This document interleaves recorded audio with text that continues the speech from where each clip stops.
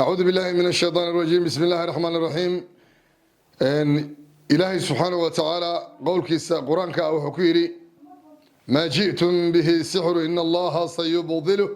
إن الله لا يصلح عمل المفسدين ويحق الله الحق بكلماته ولو كره المجرمون. صدق الله العظيم. سحر بالله مادن لك إلهي وبربرنا وبابئنا. ما جئتم به سحر إن الله سيبطله إن الله لا يصلح عمل المفسدين. إلهي ما هجاجيكو مارت المفسدين ده عمل كود الله ما هجاجينيو. ما جئتم به سحر بالله مادن إن الله سيبطله إلهي وبربرنا وبابئنا. إن الله لا يصلح عمل المفسدين كو حن عملك إسمين يان إلهي ما إصلاحي من وناجيه. سأقول الله حرمنا والله مسلمين تأوسوا بندقوا موضوع كسابسن سحر هذا الدنيا اللجأ لمارت الاستعماره أما ذلك يسوع مشغول يسوع سمين أيام رمانت إن شاء الله تعالى ولا ليال إن أنكهله ولا ليال لا يكوي تبون غضب وكسابسن إن سحر كعالم كلوجو استعمال بدني هي أما سحر هذا اللي يسوع ذيك سدو غيبة كمدا سأقول دوني أن كنا الله وهاي جارتي مرحلة أرق ومحن كرهذا إن ذلك إله كفرتي قال هذا أما كوا قال راعي سميان إن ذلك مسلمين تاء السميان سحر قاصة ذلك الصوماليين وحن كل حركي أنت قرآن ساري أي إن شاء الله تعالى إذن لو ذاك دونا ولا ليال بارك الله فيكم. سحر كوا ولا ليال وسحر عبسي كسميسن قفك إن لا بغدين قليو أيا الله سحرين مركا كواد أو قفك سوء نقض قف فريح كبغو كبهيسة كبغو معوستيسة كبغو جاكدو قشيه وسحر لو قلت لك قفك إن لا عبسي قليو محايا لي إلهي سبحانه وتعالى إذنك يدو قفك قبطو وقفكاas waxaa loogu talagalay inuusan banaanka soo aadin inuusan baabuur wadin markuu damco inuu gaarigiisa wato wuxuu ka baqayaa inuu shil galo guriga markuu ka soo bixi rabana wuxuu dareemayaa dadkoo dhan baa waxay ku noqonayaan lid bay ku noqonayaan ma arkaysaa bal waxaa laga yaabaa asagoo 20 sano joogo Yurub ama America in aanusan doonan baasaboorkiisii maxaa yeelay waxyaabaa dadka lagu dhibaateeyo ayay ka mid tahay سحر كلابات ولا ريال وسحر قفك إن لقوف الشيء اللي لقوت لقلي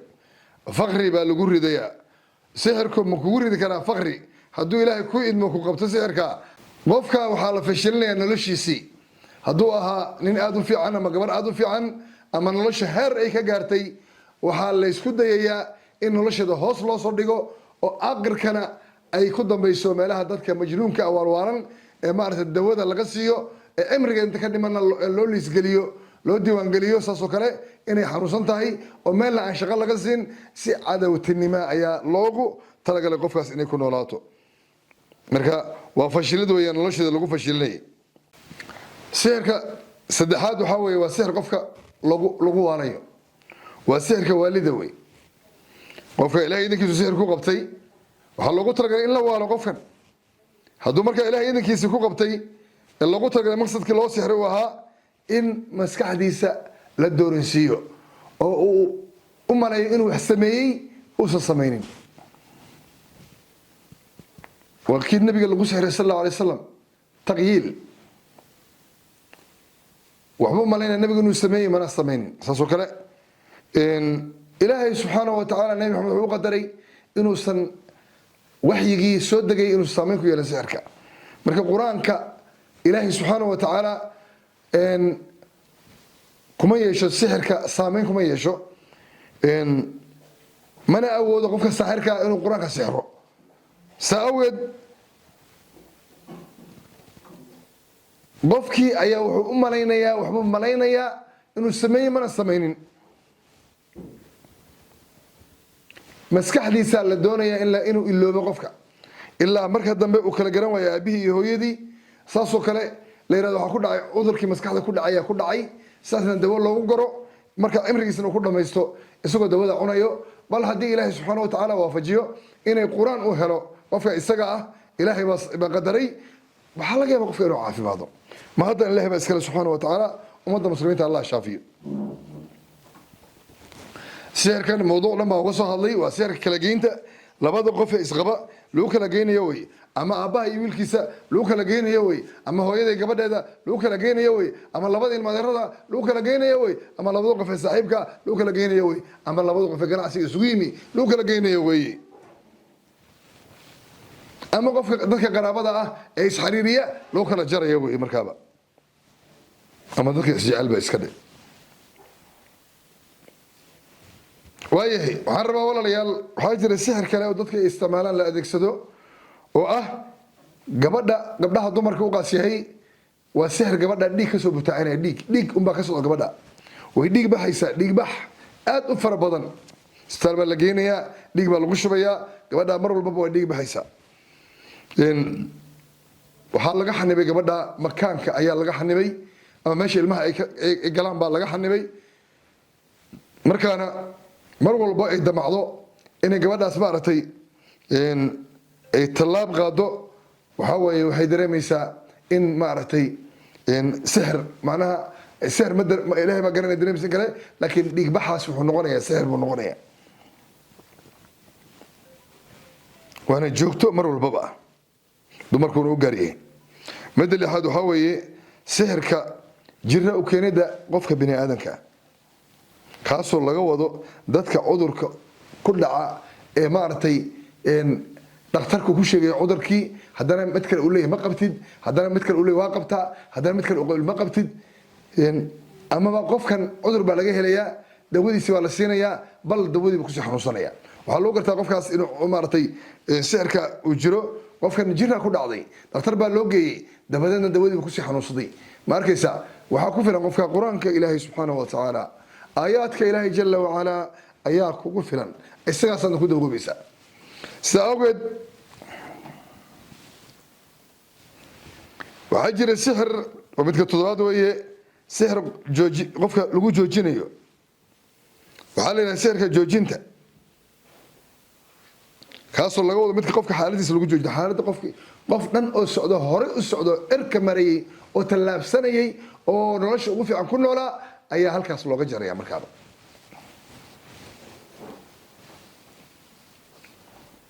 markuu damco inuu guursado waxaa hortaagan sixirka loo sameeyey oo ahaa inuusan guursan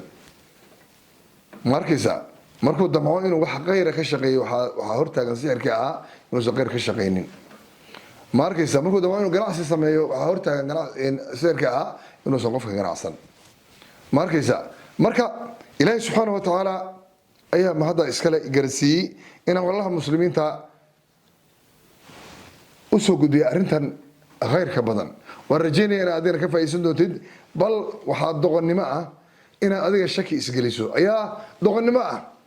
maxaa yeelay waxaan ku haddaa tirada waa i hayaan way ku hayaan bade waxaan aadan qabin ay tiraahdo wallahi shiikh wuxuu sheegayaa run ah aniga waxaasaa i haya inaasaa tirahda ma aha walal waa digniin waayaan u dirayo dadka muslimiinta si ay uga foojignaadaan waxaan aan sheegayo dhan ba marka waxaa jira walaalayaal sixir cishqi jacayl sixir waxaa jira jacayl ama madiida ama tiwala nabi maxamed ku sheegay sal alla alay tiwala sixirul tiwala oo ah in qofkan isaga ah asoo sii jeeda lasoo jeediyo la isjeclaysiiyo ragga iyo dumarka way isku sameeyaan gabdhahan raggay u sameeyaan raggana dumarkay u sameeyaan waxaa la yidhahdaa sixirul tiwala ayaa la tiwala ama madiido sixirulmadiida waa madiido weeyaan qofkaasaa lagu soo jiidanayaa ama waxaa isticmaalaa dadka qaar oo qof ay rabaan inay isjeclaysiiyaan ama hooyada ha noqoto ama aabbaha ha noqdo ama walaalkii ha noqdo ama mid dibada jiro lacag haysto wax usoo diri waaya ha noqdo waxaa la sameynayaa qofkaasaa la jeclaysiinaya ma arkaysa ama qof baa jooga waddankan qof kaloo shaqaysanaya ayaa markaa maaragtay waxbuu ka rabaa markaasuu le waxay igu samaysaa seerka waxay igu samaysaa tiwala markaasaa loo sameynaya qofka isaga marka madiidadaas noocyo badan bay noqotaa bal waxaa ugu weyn gabadha muslimadda midda loo sameeya ayaa ugu weyn ama wiilka muslimkaaba markaana lagu soo jiito looga ilmo dhalo markaana waxaa weeyaan khasaare badan baa ka dambeynaysa. Ilmaha ku dhashay waxaa weeye xaalkooda ilaahay baa og. marka u dambaysa arabta u dambaysana gurigaas wuxuu ku dhamaanayaa the end waa dhamaaday. gurigaas dhamaadu ku dhamaanaya 100 cunug daa u dhashay xitaa. waxaa jira sihir loogu talagalay qofka kicinta. waxaa jira sihir kicinta ah. maanta waxaa weeye waxaan joogay xarunteeda isliiban joogay alxamdulilah ilahay baa mahadda iskale ii ogolaaday inaan meesha qur-aan ka akriyo. gabar baa yaa timid deedna gabadha maraykan bay ka tahay aabaheeda wada alxamdulilah adduunka ilaahay baa waxa maanta ku dhacaya. gabadhaas waa gabar yar shaydaanka wuxuu sheegayaa in gabadhaasi la sixray oo maaragtay loogu talagalay inay dhilaysato inay duurka gasho ma arkaysa. bal wuxuu leeyahay message baan usoo dirnay messagekii bay qabatay markay qabatana sixirkeena iyo jinnigii wixii baa dhex galay markaasaan dhaqaajinay waxaan u geynay buu leeyahay nin afrikaan ah. wuxuu leeyahay nin afrikaanan u geynay oo madow ah maraykan ah hooyadina ay tahay indiano waxaan weli maraykan ma tegin indiano way buu leeyahay hooyadii. isagana wuxuu leeyahay waa mexico way mexican way isagana labadaas iska dhalay marka wuxuu noqday neger american buu noqday. ninkaasaan u geynay 30 maalmood ay gabadha la joogtay buu leeyahay 30 maalmood ay u joogtay waxa loo sixrina wax kale ma ahane waxa loogu talagalay gabadha inay dhila noqoto ay suuqa gasho wal ciyaadu billah ilaahay kuweega iyo kuwiinaba allah ka koriyo walaalayaal. gabadha muslimada subcadda leh sharafta leh ayaa loogu talagalay subcadeeda in lagu dilo saa awgeed ilaahay subxaanahu wa tacaala haynoo badbaadiyo awlaada. waxaa weeye shaydaanku waa kadaab laakiin wuxuu sheeganayaa inay tahay habareerteeda inay ku samaysay saas. ilaahay baa garanaya cidda ku samaysay ilaahay baana garanaya. shaydaanka hadalkiisa lama rumaysan karo waa kaafir beenaala ah weeyaan. ummadda waa kugu dirayaa ama hooyada buu sheeganayaa ama walaashaa buu sheeganayaa ama maartay bal waxaaba laga yaabaa inuu sheegto dadka ugu dhow aqrabadooda. marka isku soo duuduub waxaas wuxuu leeyahay habareerteed baa yaa saas yeeshay. marka waxay ugu talagashay gabadhaas inay walaasheed nacayb ay u qabto inay gabadhaas ka fasahaadiso waana gabadhii reerka urudku u ahayd. markaaba waxaa jira walaalayaal sixir baa jira. dhagayso sixir baa jira qofka loo sameeyo oo maxaan ku irahdaa ii sheeg hawada sixirka waa la sameynaya waa la dubayaa saasaa loo qabanaya waa la firdhinayaa qofka magaciisa lagu soo dhexdarayaa waa la soo firdhinaya hawadaa soo raacaya jinni baa soo qaadaya halkaa joogtaa lagugu keenayaa si hawaad u qaadanaysaa korkaaga laguma shubayo ma lagu cabsiinayo laakiin neeftaasaa ka qaadanaysaa hadduu ilaahay kuugu talagalay waa ku qabanayaa ma arkaysa. waana sixir xun weeyaan oo loogu talagalay dadka in lagu dilo. waxaa jira sixirka maanta dadka isticmaalaan ama saasoo kale tahliisha wax loogu soo maartay tahliil sixira adduunka horumar baa la gaaray. tahliishu waa quraan iyo sixir weeyaan. marka saaxirka tahliishiisa jinni baa soo qaaday guriga ku firdhinaya ama wejigu kaaga shubaya ama aduu sii jeeda wax kugu shubaya. marka ilaahay subxaana wa tacaala adnaha kaa qabto anna allah iga nabadgeliyo. marka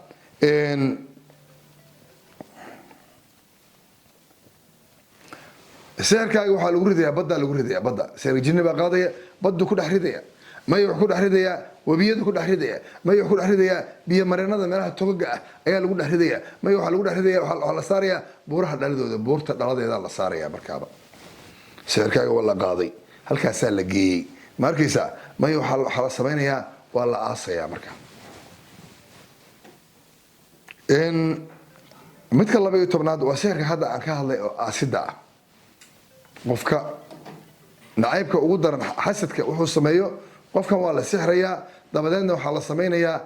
waxaa lagu taagayaa qodxo ayaa lagu taagaya asaga la suuraynayaa wejigiisii gacmihiisii ayaa haddii la doono cajiin baa laga samaynayaa haddii la doono shay kaloo maado noocaas oo kale oo jiijiidmayso kale maartay madaxii iyo lugihii iyo calooshii iyo qofka uu ka samaysmayo markaaba waxaa lagu mudayaa masaamiir baa lagu mudayaa ma arkaysa. markaaba qofku wuxuu dareemayaa dhibaato hadduu ilaahay ugu talagalay subxaana wa tacaala asagoo leh waxaa laga yaabaa xasadnimada jinniga ama saaxirka uu samaynayo in la duuduubo karfan lagu duuduubo dabeedna lagu rido qabri ama meel loo qodo la aasaa laga yaaba in loo sameeyo weliba waa sixirka ugu daran ee aadanahu isku sameeyaan weeyaa marka insha allahu tacaala allah idin barakeeyo walaalayaal waxaan ugu talagalay mowduucaas qiimaha badan inaan walaalahayga muslimiinta u soo gudbiyo ilaahay subxaanahu wa tacaala ha idinka dhigo kuwii ilaahay ku anfaco وصلى اللهم على سيدنا محمد وعلى آله وصحبه وسلم بارك الله ولا ليا فقري وكوري ذكرى